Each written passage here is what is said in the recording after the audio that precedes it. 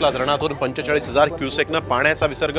एकतानगरमध्ये लष्कर तैनात, रहिवाशांचं स्थलांतर सुरू।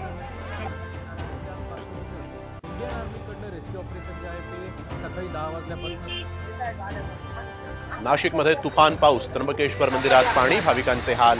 तर गोदावरीतून 6,000 क्युसेकनं विसर्ग, रामकुंड परिसर पाण्याखाली। नाशिकच्या गंगापूर धरणातून विसर्ग सुरू, गोदावरीला पुराची भीती, नदीकाठच्या नागरिकांना सतर्कतेचा इशारा।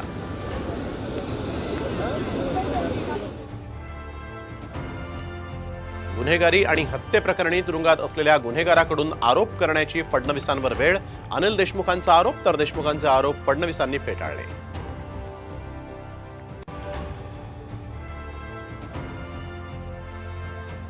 नवी मुंबईच्या राजकारणामध्ये भूकंपाची शक्यता, एक मोठं राजकीय कुटुंब महाविकास आघाडीच्या संपर्कात, सूत्रांची माहिती।